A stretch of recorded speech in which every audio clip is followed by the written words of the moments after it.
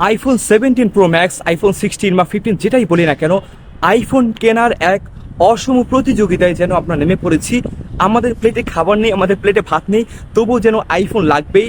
সামাজিকতা, স্ট্যাটাস, মানুষকে দেখানোর যে মানসিকতা, প্রবণতা, অর্থাৎ শো অফের যে প্রবণতা, সেটি আমাদের মধ্যে যেন পেয়ে বসেছে।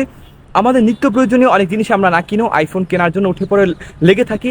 বিশেষ করে ছেলেদের ক্ষেত্রে দেখা যায় তারা তাদের বাবা মাকে প্রেশার দেয় আইফোন কেনার জন্য, বাইক কেনার জন্য। এই দিকটি দেখা যায়। মেয়েদের ক্ষেত্রেও দেখা যায় তারা তাদের বয়ফ্রেন্ড তৈরি করে বা তাদের জামাইকে বা বিভিন্নভাবে প্রেশার দেয়।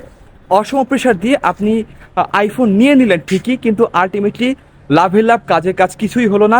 শো অফ কতক্ষণ? আপনার শো অফের মেয়াদ সর্বোচ্চ 1 বছর। 1 বছর পরে নতুন মডেল আসবে, তখন আপনি আবার নতুন মডেল নেওয়ার জন্য প্রেশার দিবেন। এই ধরনের মন মানসিকতা থেকে আমাদেরকে বেরিয়ে আসতে হবে। আমাদের যার কাছে যেটা আছে সেটা নিয়েই সন্তুষ্ট থাকতে হবে। হয়তো আপনার নিজের যদি সামর্থ্য হয় ওই পর্যায়ে চলে যান যে বছরে বছর আপনি পরিবর্তন করতে পারবেন, কোনো বিষয় না, কোনো সমস্যা না, তখন আপনি একটা না 10টা নেন, আপনাকে কেউ কোনো প্রশ্ন করবে না, এই বিষয় নিয়ে কোনো মাথা ব্যথাও হবে না। কিন্তু এই অসম প্রতিযোগিতা থেকে আমাদেরকে বেরিয়ে আসতে হবে। সবাইকে অনেক অনেক ধন্যবাদ। ভালো থাকবেন। আল্লাহ হাফেজ।